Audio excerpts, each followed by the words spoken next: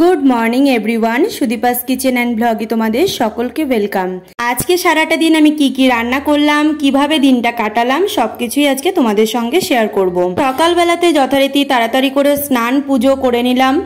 और आजके तो बृहस्पतिवार, आजके तोमरा ब्लगटा देखछो शुक्रबारे किन्तु ब्लगटा एक्चुअली बृहस्पतिवारेर। तो आजके एई प्रथम आमी आमादेर माने ठाकुरेर जे सिंहासन रयेछे सेखाने काली ठाकुरेर मूर्ति और लोकनाथ बाबार मूर्ति छिलो, तो नतून आर कि लक्ष्मी ठाकुरेर मूर्ति आना हलो।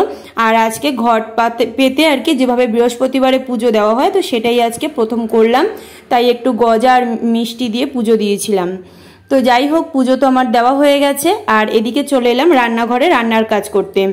দুপুর বেলাতে কি রান্না হবে তেমন কিছু গোছানো ছিল না। আজকে বৃহস্পতিবারে পুজো দিতে গিয়ে অনেকটাই দেরি হয়ে গিয়েছিল, তাই জন্য কি করব বুঝতে না পেরে, আর মাছও ছিল কিন্তু মাছ করতে একেবারেই ভালো লাগছিল না। তাই উচ্ছে দিয়ে ভাবলাম নতুনত্ব কিছু একটা করব আর ঝিঙে দিয়ে কিছু নতুনত্ব করব। তো কি করব ভাবতে ভাবতে হঠাৎ করে মাথায় এলো যে উচ্ছেটাকে একদম সরু সরু করে স্লাইস করে কেটে নিয়ে আর তার মধ্যে যদি একটু আলু যদি ছোট ছোট করে টুকরো করে কেটে এটাকে যদি একটু সর্ষে বাটা দিয়ে অন্যরকম একটা রেসিপি করা যায় তাহলে কেমন হয়, এইটা ভেবেই আর কি এটা কেটে রাখলাম। আর অন্যদিকে ঝিঙেটাকে একটু পিলার দিয়ে পিল করে নিচ্ছি। আর পুরোপুরি ঝিঙেটাকে পুরোটা ছাড়ানোর দরকার নেই, অল্প অল্প খোসা থাকলেও কোনো অসুবিধা নেই, কারণ আজকে আমি করব ঝিঙে বাটা। তো এই নতুন এই বাটার রেসিপিটা কিন্তু প্রথমবার ট্রাই করছি আমি। এর আগে পটল বাটা খেয়েছি কিন্তু ঝিঙে দিয়ে কিন্তু ট্রাই করিনি। তো আজকে প্রথমবার করছি, দেখি কেমন হয়। তো ঝিঙেগুলোকে ছোট ছোট করে টুকরো করে কেটে নিয়েছি। টুকরো না করলেও হতো, কেন কি মিক্সিতে তো পেস্ট করব, কিন্তু যদি ছোট ছোট টুকরো করা হয় তাহলে পেস্টটা একটু বেশি ভালো হয়। তো এদিকে দেখো পেঁয়াজ আমি ছোট টুকরো করে কেটে রাখলাম আর রসুনও ছাড়িয়ে নিয়েছি, কাঁচা লঙ্কা, এই যাবতীয় যা যা লাগবে আর কি সবগুলোকে আগে গুছিয়ে নিয়েছি। তো এরকম ভাবে সবগুলো গুছিয়ে নিলে আমার কাজটা একটু করতে সুবিধাই হয়। আর এদিকে দেখো সর্ষের পাউডার, সর্ষে আর বাটলাম না, এখন আর বাটার সময় নেই কারণ অনেকটা দেরি হয়ে গিয়েছিল, প্রায় 2:30 বেজে গিয়েছিল। তাই সর্ষের পাউডারটাকে একটু জলে গুলে রেখে দিয়েছিলাম। আর এদিকে আমি ভাত করার জন্য আর কি চালটাকে ভিজিয়ে রেখে দিলাম। এদিকে মিক্সির মধ্যে আমি কাঁচা লঙ্কা আর এই ঝিঙেটাকে দিয়ে ভালো করে পেস্ট করে নিলাম। কড়াইতে এবার দিয়ে দিলাম সর্ষের তেল আর শুকনো লঙ্কার কালো জিরে ফোড়ন, আর তারপরে দিলাম ছোট ছোট করে টুকরো করে কেটে রাখা রসুন। আর রসুনটা 2 মিনিট মতো ভাজার পরে বেশ লাল লাল হয়ে গেলে তারপরে আমি পেঁয়াজটা অ্যাড করে দিলাম। তো পেঁয়াজ আর রসুনটাকে দিয়ে আরও বেশ কিছুক্ষণ ভেজে নেব। তারপরে আমি ঝিঙে যে পেস্টটা ছিল সেটাকে আমি অ্যাড করে দিলাম। আর এটা তো ঝিঙেতে তো প্রচুর পরিমাণে জল থাকে, তো একটু রান্নাটা হতে একটু সময় লাগবে। তো সামান্য একটু নুন দিয়ে দিয়েছি, হলুদ দিয়ে দিয়েছি আর শুকনো লঙ্কার গুঁড়ো দিয়ে দিয়েছি। নুনটা একটু পরেই দিয়েছিলাম কারণ নুন আগে দিলে কিন্তু জল ছাড়তে শুরু করবে। ওইদিকে দেখো আমি ভাতটাও বসিয়ে দিয়েছি আর এই দেখো সবশেষে আমি নুনটা দিয়ে দিলাম। এবারে কড়াইয়ের যতক্ষণ না পর্যন্ত কড়াই থেকে ছেড়ে আসছে ততক্ষণ পর্যন্ত কিন্তু করে নিতে হবে রান্নাটা। এই দেখো হয়ে গেছে একদম। আর যারা মিষ্টি পছন্দ করো তারা সবার শেষে কিন্তু একটুখানি কাঁচা সর্ষের তেল আর একটু চিনি অ্যাড করতে পারো, কিন্তু ঝিঙে তো একটু মিষ্টি মিষ্টি হয়, তো সেই জন্য আমি আর চিনি অ্যাড করলাম না। এবারে আমি নেক্সট রান্নায় চলে গেলাম। কড়াইয়ের মধ্যে সর্ষের তেলই দিয়েছিলাম আর উচ্ছে আর আলুটাকে দিয়ে দিয়েছি আর নুন আর হলুদ দিয়ে ভালো করে ফ্রাই করে নিচ্ছি। এটা বেশ লাল লাল করে ভেজে নিতে হবে যতক্ষণ না পর্যন্ত বেশ সুন্দর কড়া ভাজা হবে। আর একটুখানি লঙ্কার গুঁড়ো অ্যাড করেছিলাম। তো দেখো ভালো মতো কিন্তু ফ্রাই করা হয়ে গেছে। এবার আমি এতে অ্যাড করে দিচ্ছি আগে থেকে যে সর্ষের পাউডারটাকে গুলে রেখেছিলাম, তো সেটাই আর কি অল্প অল্প করে জল দিয়ে অ্যাড করে দিলাম। এবারে বেশ মাখো মাখো হবে, তাহলে বেশ খেতে দারুণ লেগেছিল। আমি যখন এটা ট্রাই করেছিলাম মানে খেলাম যখন দুপুরবেলাতে, সত্যি খেতে খুব সুন্দর লেগেছে। আর ঝিঙে বাটাটাও দারুণ লেগেছে। অ্যান্ড সব রকম মানে প্রতিদিন মাছ মাংস ডিম এসবের থেকে যদি নতুনত্ব এরকম রেসিপিগুলো না খেতে বেশ ভালো লাগে। যাই হোক, তো এই যে আমার দুপুরের আয়োজন, এই দুটো জিনিস করেছিলাম আজকে আর গরম ভাত। তো এটা দিয়ে আর কি দুপুরের খাওয়া দাওয়া হয়ে গেল। আর দুপুরে খাওয়ার পরে আমি তো একটুও ঘুমাই না, কারণ ঘুমালে পরে শরীরটা অতটা ভালো লাগে না, আমার অস্বস্তি করে, তো সেই জন্য ঘুমাই না। আর ছাদে চলে গেলাম, ছাদে জামা কাপড় মেলা ছিল। আর দীঘা থেকে ঘুরে আসার পরে একদমই মানে বৃষ্টির জন্য তেমন কোনো রোদ নেই বলে জামা কাপড়গুলো শুকানোই যাচ্ছে না, ভীষণ অসুবিধা হচ্ছে। আর এদিকে বাসন ছিল কতগুলো মেজে নিলাম।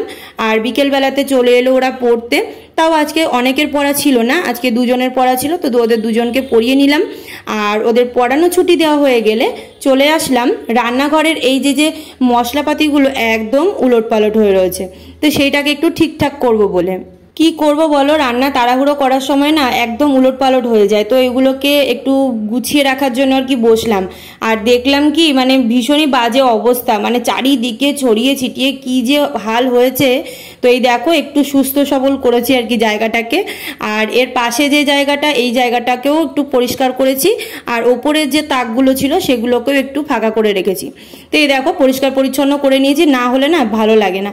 তো তারপরে দেখো আমার নিজের জন্য একটুখানি চা বসালাম, আর চা বসিয়ে দিয়েছি। আর আমি এখন অত মানে ডায়েট ফায়েট করছি না, এমনি নর্মালি আর কি লাল চাই খাই, তবে একটু আদা দিয়ে খাই। আর আদা না থাকলে তখন একটু গোলমরিচ দিই। তো আজকে আদাটা একটু গ্রেট করে দিলাম, আর চিনিও দিই অল্প, সামান্য আর কি চিনি দিই। তো এইভাবে আর কি লাল চাটা করে নিলাম। আর চায়ের সঙ্গে বিস্কুট কি বলো তো, আমি ওই যত ভাঙা বিস্কুট আছে সেগুলোকে আমি আগে খাই। আমি শুধু মনে মনে এটা ভাবি কি যে কোনো আত্মীয় স্বজন যদি কেউ আসে তখন আমি ভাঙা বিস্কুটটা কিভাবে দেবো, সেই জন্য ভাঙাগুলোকে আগে খেয়ে নিই আর গোটাগুলোকে রেখে দিই। এটা জানি না কে কে করো, যাই হোক। তো এই দেখো আমি আবার রেডি হয়ে গেছি। কেন রেডি হয়েছি বলো তো, ও ফোন করে বললো কি একটু চিকেন আর পরোটা করতে রাত্রেবেলাতে। তো চিকেন তো ছিল না ঘরে, আর ময়দাও ছিল না, তো সেটা আর কি আনতে বেরোলাম বাইরে। তো চিকেনের তো নেওয়া হয়ে গেছে। আর এখানে সবজির দোকানে এসেছিলাম হচ্ছে টমেটো কিনতে। টমেটো তো নিলাম, টমেটোর তো আকাশ ছোঁয়া দাম আর কি। আর ময়দাও নিয়ে নিয়েছি, তবে আলুটা একেবারেই পেলাম না, অনেক জায়গায় খুঁজলাম পেলাম না। যাই হোক, তো মাংসটাকে এবার একটু ধুয়ে নেব। মাংসটাকে ভিজিয়ে রাখছি কিছুক্ষণ। আর তারপরে দেখো এখানে ময়দাটা আগে আগে মেখে নেব। এখানে দোকানে আর কি ফরচুনের যে প্যাকেট ময়দা সেইটা ছিল, তো সেটাই আর কি নিয়ে এলাম, নইলে আমি এমনি লুজ যে ময়দা থাকে সেটাই আনি। তো ময়দাটাকে নুন আর হচ্ছে চিনি আর সাদা তেল দিয়ে খুব ভালো করে আর কি মেখে নিচ্ছি। ময়ান যদি ভালো না হয় না, তাহলে ময়দা পরোটা করো বা লুচি করো কোনোটাই কিন্তু একদমই ভালো হয় না। যাই হোক, তো ময়দাটাকে আগেই মেখে রাখছি মাংস করার আগে, তাহলে ময়দাটা অনেকক্ষণ রেস্ট পাবে। তো ময়দা মাখা হয়ে গেছে। আর এদিকে আমি চিকেনটা ধুতে চলে এসেছি। আর চিকেনটা মোটামুটি ঠিকঠাক পিসই করেছিল, তাই জন্য আর কাটলাম না। এদিকে দেখো আমার কাটাকুটো যেগুলো বাকি ছিল আর কি, পেঁয়াজ, আদা, রসুন, টমেটো, এইগুলো আর কি কেটে নিচ্ছি। আর আদা রসুনের পেস্ট জানো তো প্যাকেট পাওয়া যায় ঠিকই, মাঝে মাঝে দরকারের সময় ব্যবহার করি, কিন্তু অতটা খেতে ভালো লাগে না। এই যদি মানে এমনি আদা রসুন পেস্ট করে হোক বা গ্রেট করে হোক বা যেভাবেই হোক থেতো করে দাও, তাহলে দেখবে রান্নার টেস্টটা খুব বেশি ভালো হয়। যাই হোক, তো এইদিকে দেখো মাংসের জন্য প্রথমে সর্ষের তেল দিয়ে আজকে রান্নাটা করব। ফোড়ন দিলাম হচ্ছে গোটা জিরে, তেজপাতা আর গোটা গরম মশলা, আর পেঁয়াজ দিয়ে দিলাম। আর যেভাবে আর কি মাংস করে, মাংসর রেসিপিটা আর কি শেয়ার করলাম না তোমাদের সঙ্গে, নর্মালি তো সবাই যেমন করে। তবে হ্যাঁ, আলুটা দিইনি, আর পরোটার সঙ্গে খাওয়ার জন্য একটু কষা কষা করে করেছিলাম।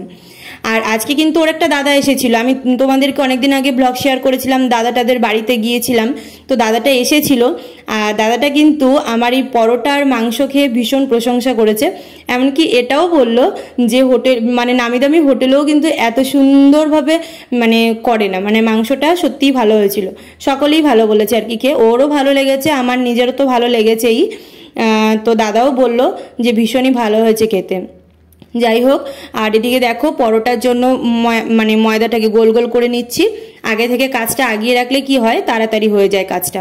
তো এই দেখো আমার চিকেন একদম রেডি হয়ে গেছে, একদম লাল লাল ঝাল ঝাল। এটা কার ডায়লগ বলো তো, থাকার বললাম না, ছাড়ো। যাই হোক, আর এদিকে হচ্ছে পরোটাটাকে ফ্রাই করে নিচ্ছি।